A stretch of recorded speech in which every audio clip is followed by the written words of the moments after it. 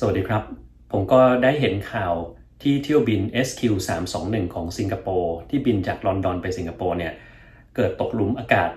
ที่รุนแรงมากนะครับแล้วก็ทำให้มีผู้โดยสารเสียชีวิตนะฮะวันนี้ผมก็เลยอยากจะเอาเรื่องนี้มาวิเคราะห์แล้วก็เล่าให้ทุกคนฟังกันเลยนะครับพบกับผมนะครับนายแพทย์ธนียวันเป็นอาจารย์แพทย์อยู่ที่ประเทศสหรัฐอเมริกาเชี่ยวชาญโรคปอดการปลูกถ่ายปอดและวิกฤตบำบัดนะครับกรณีที่เครื่องบินตกหลุมอากาศนี้ผมคิดว่าหลายคนที่เคยขึ้นเครื่องบินเนี่ยคงจะเคยประสบเหตุการณ์เหล่านี้มาบ้างไม่มากก็น้อยนะครับแต่ว่ามันไม่เคยมีครั้งไหนที่เราได้ยินว่ามันตกหลุมอากาศแล้วจะเสียชีวิตเลยนะครับหรือตกขนาดบาดเจ็บมากๆเราก็อาจจะไม่เคยได้ยินมาก่อนนะครับวันนี้ก็เลยอยากจะมาลองดูเหตุการณ์นี้ซิว่ามันเป็นยังไงนะครับคือเที่ยวบินนี้เนี่ยบินทั้งหมด13ชั่วโมงนะครับกำลังจะถึงสิงคโปร์แล้วแต่ว่ามันเกิดเหตุซะก่อนก็คือขณะที่กำลังรับประทานอาหารเช้ากันอยู่ทั้งลำเนี่ยนะฮะมันก็มีสัญญาณเตือนให้ใส่เข็มขัดนิรภัยนะครับแต่ว่ายังไม่ทันเตือนได้นานปุ๊บเครื่องบินก็เกิดตกหลุมอากาศรุนแรงนะครับทางถ้าเป็นภาษาอังกฤษเราเรียกว่า turbulence นะครับก็คือเป็น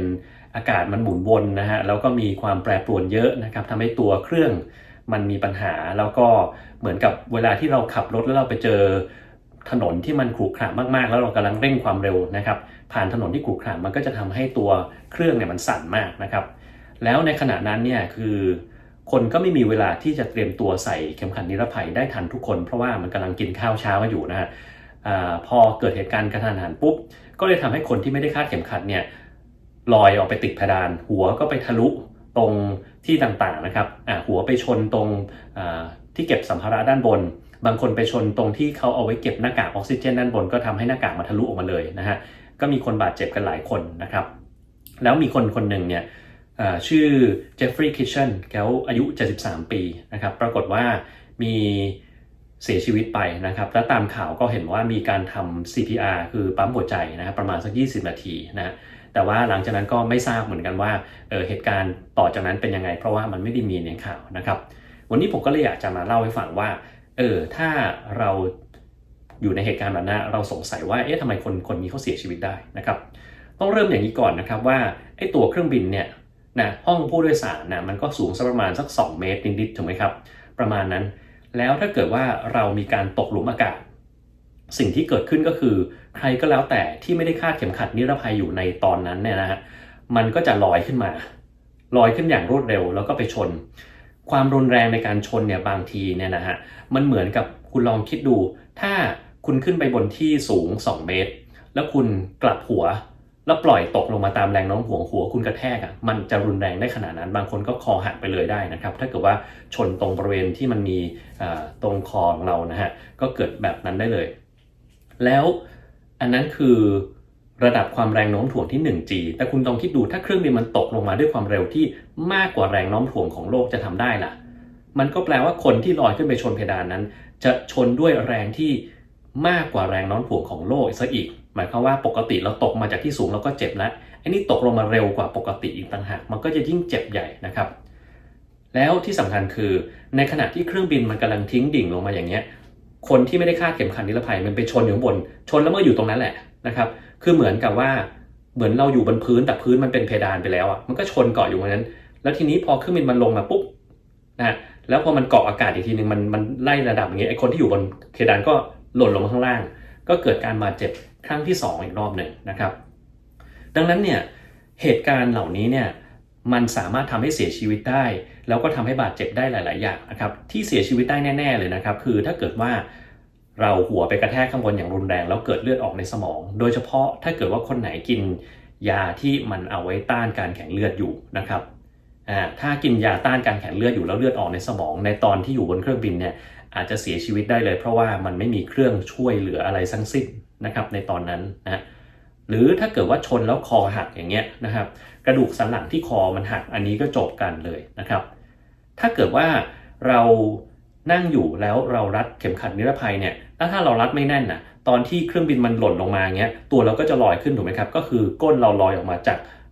พนักเก้าอี้พอมันลอยเสร็จปุ๊บแล้วถ้าเครื่องมันเกาะอากาศอีกนึงเกิดอะไรขึ้นตกมาก้นกระแทกครับกระแทกแล้วมันเป็นยังไงก็กระดูกสันหลังเราทั้งอันนั่นแหละครับมันจะบาดเจ็บได้มันจะปวดได้นะแล้วถ้าเกิดคนไหนมีปัญหาเรื่องกระดูกสันหลังเคยผ่าตัดมาก่อน มีภาวะกระดูกสันหลังคดสโกลิโอซิสพวกนี้การบาดเจ็บมันก็จะยิ่งมากกว่าคนปกติเยอะ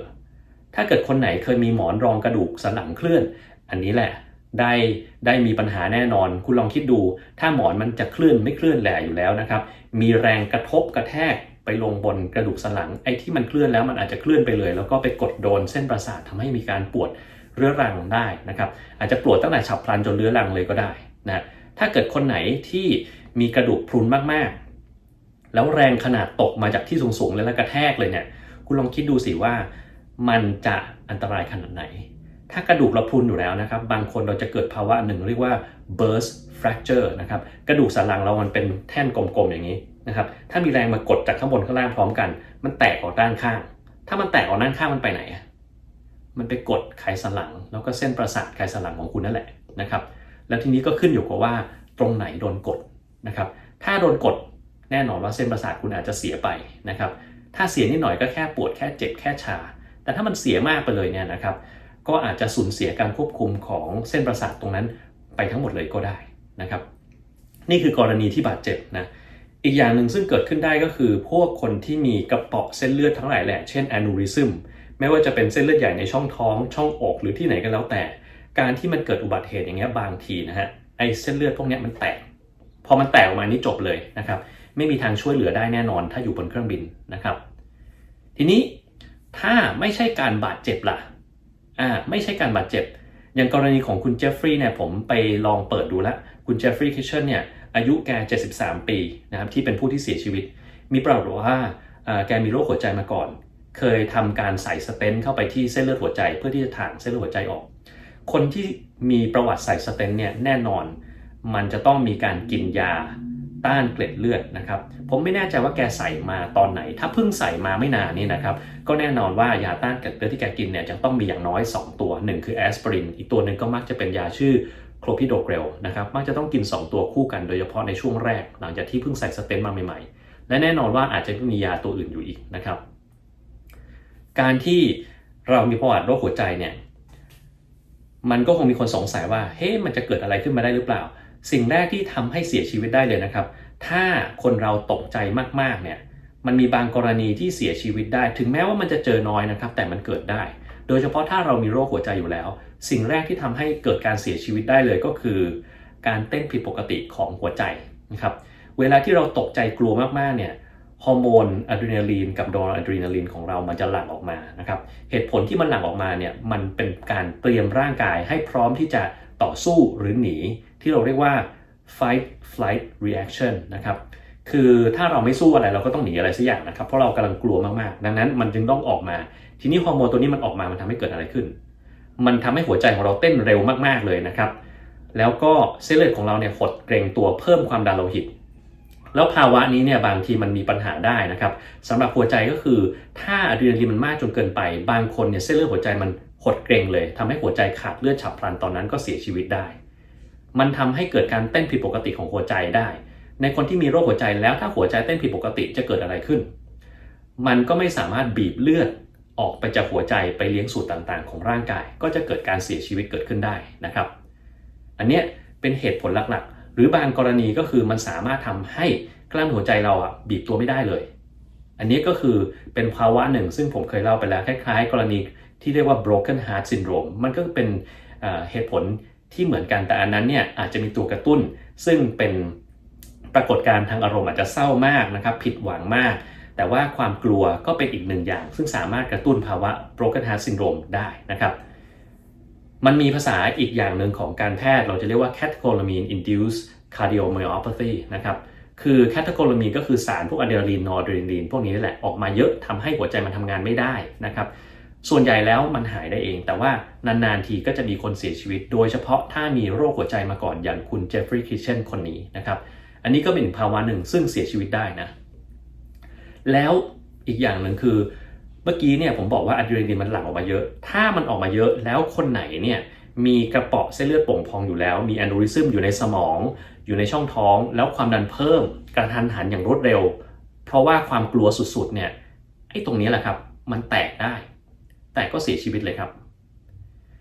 ไหนๆทีนี้ผมก็เล่ามาถึงเรื่องว่าความกลัวสุดๆเนี่ยบางกรณีมันทำให้คนเสียชีวิตได้นะครับ ถามว่าความกลัวสุดๆมันทำให้คนเสียชีวิตได้จากอะไรบ้างข้อแรกนะครับอันที่ง่ายที่สุดคือถ้าอยู่บนเครื่องบินแล้วกลัวสุดๆเพราะว่าเหตุการณ์ตกหลุมอากาศเนี่ยบางคนอาจจะแพนิคแล้วเป็นไงใส่ตัวเข็มขัดนิรภัยอยู่อาจจะแบบกลัวมากมันอยู่กับที่ไม่ได้ต้องถอดออกก็เป็นไงครับก็เกิดการบาดเจ็บได้เพราะว่ามันไปกระแทกโน่นกระแทกนี่เต็มไปหมดทั้งที่มันควรจะต้องอยู่กับที่คนเหล่านี้ก็จะทำตรงกันข้ามกับสิ่งที่มันควรจะต้องทำนะครับนี่คือกรณีแพนิคนะครับกรณีที่2คือความดันโลหิตที่สูงมากๆแล้วก็ทำให้ไอตัวเส้นเลือดเมื่อกี้แตกนะครับกรณีที่3ที่เป็นไปได้อย่างเมื่อกี้บอกโรคหัวใจแต่ทีนี้เนี่ยผมจะขอเล่าโรคหัวใจอย่างอื่นที่มันเกิดขึ้นได้นะครับคือโดยทั่วไปเวลาที่เราคิดถึงโรคหัวใจเราจะคิดว่าไอ้เส้นเลือดที่เลี้ยงหัวใจมันตันถูกไหมฮะมันตันทำให้กล้ามเนื้อหัวใจขาดเลือดก็เสียชีวิตได้แต่มันมีอีกหลายเหตุผลที่ทำให้หัวใจของเราหยุดเต้นเมื่อเรามีความกลัวมากๆแล้วก็เสียชีวิตได้ทั้งที่ไม่มีอะไรไปอุดตันในเส้นเลือดเลยครับหรือมีก็มีชั่วคราวภาวะนี้เนี่ยมันจะมีชื่อเรียกทางการแพทย์อย่างหนึ่งเรียกว่ามินอร์กาชื่อแปลกๆนะครับมินอร์กาเนี่ยย่อมาจาก myocardial infarction MI เนี่ยคือ myocardial infarction นะครับ with non-occlusive coronary artery non-occlusive คือไม่มีการอุดตัน coronary artery คือเส้นเลือดที่เลี้ยงหัวใจมินอร์กาเนี่ยเป็นภาวะที่ถ้าไปถึงมือหมอเนี่ยหมอก็ส่วนหัวใจก็จะไม่เจอว่ามีอะไรติดตันเหตุผลที่คนเหล่านี้เกิดภาวะกล้ามเนื้อหัวใจตายได้ฉับพลันมันเป็นเพราะว่าหลายๆอย่างด้วยกันอย่างแรกนะครับอาจจะมีเส้นเลือดหัวใจมันหดเกร็งฉับพลันนะครับอันนี้เราจะเรียกว่า Prince Metal Angina บางทีก็ตายได้เลยนะครับหรือบางคนนะครับมีภาวะเส้นเลือดฝอยเล็กๆที่ไปเลี้ยงหัวใจเนี่ยมันมีปัญหานะครับเราจะเรียกว่า microvascular dysfunction หรือ cardiac syndrome X นะครับพวกนี้ก็เสียชีวิตได้ทั้งที่ฉีดสีไปเส้นเลือดปกตินะครับไม่มีปัญหาอีกกรณีหนึ่งซึ่งผมเคยเล่าไปแล้วนะครับก็คือ myocardial bridging นะครับ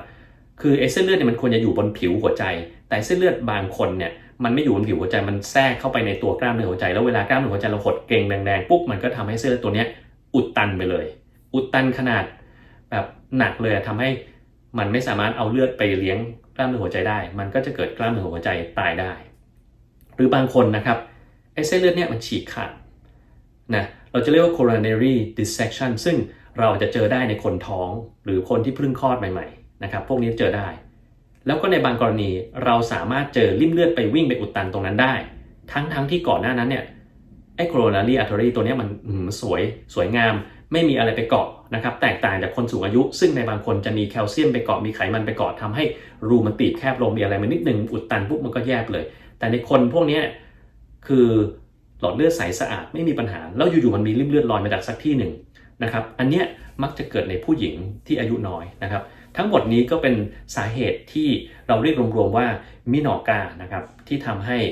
กล้ามเนื้อหัวใจมันตายได้ถึงแม้ว่าเส้นเลือดที่ไปเลี้ยงหัวใจมันจะยังปกติก็ตามนะครับดังนั้นถ้าเราเล่ามาขนาดนี้ผมคิดว่าของกรณีของคุณเจฟฟรีย์คิทเชนเนี่ยมีโรคหัวใจมาก่อนนะครับเวลาที่ตกใจกลัวมากๆเนี่ยบางทีอาจจะเกิดภาวะเมื่อกี้ที่บอกคือ catecholamine induced cardiomyopathy แล้วอาจจะมีการเต้นผิดปกติของหัวใจร่วมด้วยนะครับหรือบางกรณีอาจจะทำให้กล้ามหัวใจเขาทำงานไม่ได้นะครับถ้าเกิดว่าเขามีแอนูริซึมซ่อนอยู่สักที่หนึ่งในร่างกายมันอาจจะแตกก็ได้ในตอนนั้นนะฮะก็เลยจำเป็นต้องทำ CPR นะครับแล้วใน CPR บนเครื่องบินเนี่ยมันจะมีเครื่องกระตุกหัวใจซึ่งเอามาติดนะฮะซึ่งในข่าวก็ไม่ได้บอกว่าเขาใช้หรือเปล่านะครับแล้วใช้แล้วเจออะไรได้ทำการช็อกหรือเปล่านะครับส่วนเรื่องการช็อกหัวใจเนี่ยนะผมต้องบอกไว้อย่างหนึ่งอันนี้ขอนอกเรื่องหน่อยนะครับเพราะว่าเราจะเจอค่อนข้างบ่อยเวลาที่เราดูหนังดูละครนะฮะที่คนไข้หัวใจหยุดเต้นแล้วมันเป็นเส้นเรียบๆเป็นกราฟเรียบๆอยู่ในเครื่องหัวใจมันติดแล้วก็ตีดอย่างนี้ไปเลยแล้วก็จะเห็นคนเริ่มปั๊มหัวใจใช่ไหมครับแล้วก็เริ่มเอาเครื่องไฟฟ้ามาช็อกหัวใจต้องบอกอย่างนี้ครับว่าผิดนะครับคือเราจะทำการช็อกไฟฟ้าหัวใจก็ต่อเมื่อคลื่นไฟฟ้าหัวใจมันผิดปกติมันขึ้นลงมันมั่วนะครับแต่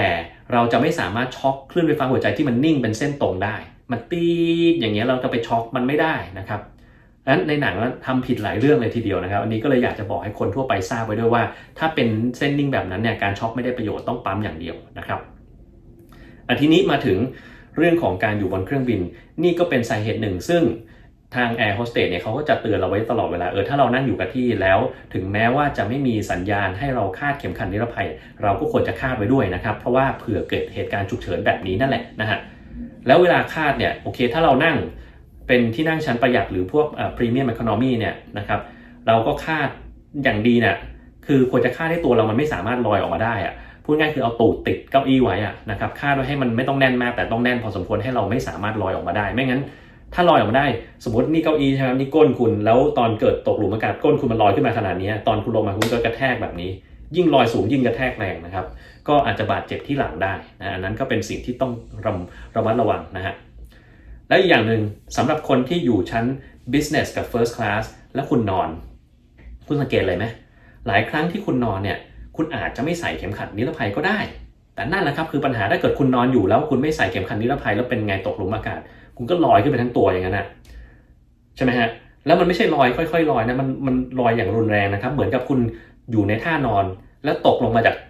ข้างบนน่ะแล้วลงมาแป๊กอยู่ที่พื้นน่ะมันอาจจะบาดเจ็บรุนแรงในช่องท้องช่องปอดกระดูกซี่โครงหักหรือตรงไหนสักที่หนึ่งก็ได้นะครับ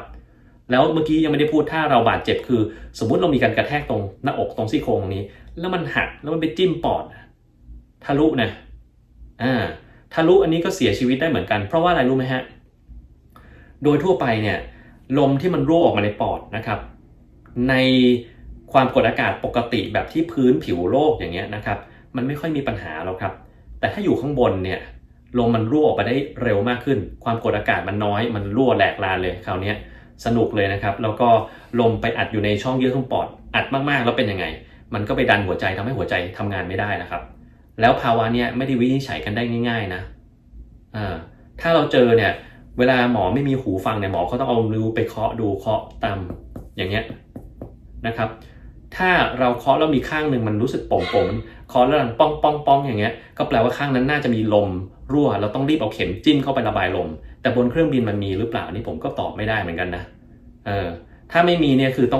องหาอะไรแหลมๆมาจิ้มเข้าไปเพื่อให้ระบายลมออกมาเท่านั้นไม่ฉะนั้นเนี่ยไม่มีทางรอดแน่นอนนะครับภาวะเนี้ยเราจะเรียกว่า tension pneumothorax นะครับซึ่งอันตรายมากๆนะ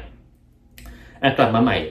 ถึงแม้ว่าเราจะนอนอยู่ในชั้น business หรือ first class ก็ตามนะครับเราควรจะต้องใส่เข็มขัดอยู่ดีแล้วแหละนะ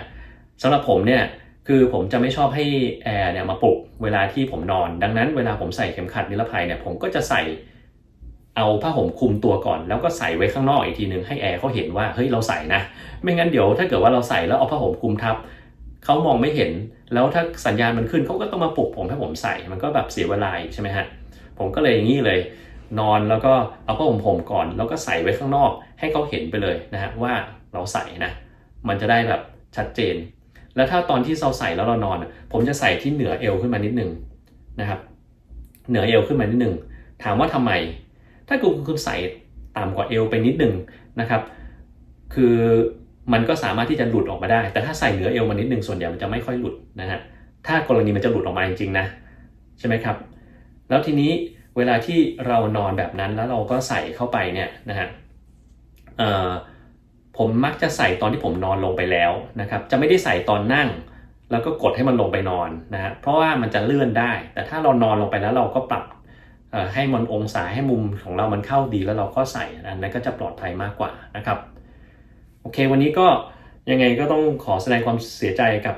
คุณเจฟฟรีย์คิทเชนนะครับแล้วก็ครอบครัวของเขาเนาะคือเห็นว่าเขาจะมาพักผ่อนครั้งใหญ่ของชีวิตแล้วก็ยังต้องมาจบชีวิตด้วยเหตุผลนี้นะครับแล้วก็เท่าที่ดูเนี่ยคือการจัดการของทางการบินของสนามบินสุวรรณภูมินะครับแล้วก็การบินของสิงคโปร์เนี่ยค่อนข้างที่จะมีความเจ๋งมากนะครับคือรวดเร็วแล้วก็ทันใจให้ข้อมูลข่าวสารดูแลทุกอย่างครบเซตนะครับถือว่าเป็นมืออาชีพที่มากๆอันนี้ก็ต้องขอชมเชยสุดๆจริงๆนะครับเพราะว่าเท่าที่ผมดูจากในรูปที่ถ่ายมาเนี่ยเครื่องบินนี้เละเทะหมดเลยนะครับแล้วก็ถ้าเกิดว่าต้องลงฉุกเฉินเนี่ยมันแน่นอนเครื่องบินก็ต้องส่งรหัสอะไรมาทางสนามบินสุวรรณภูมินะครับแล้วก็ส่งมาแป๊บเดียวก็ต้องเอาเครื่องลงเลยเพราะว่ามันจะช้าไม่ได้ก็คือสนามมันก็ต้องเคลียร์คนอื่นออกหมดแล้วนี่ลงมาแล้วก็ต้องเตรียมพวกคนที่มาดูแลนะครับเอาส่งโรงพยาบาลอันนี้ถือว่ารวดเร็วมากทันใจมากแล้วก็ดูแลทุกคนได้อย่างดีจริงๆนะครับตรงนี้ก็ต้องชมเชยจริงๆนะฮะ โอเควันนี้ก็ขอวิเคราะห์ไว้ประมาณเท่านี้นะครับถ้าใครมีข้อสงสัยอะไรก็สอบถามมาแล้วกันนะครับขอบคุณมากครับสวัสดีครับ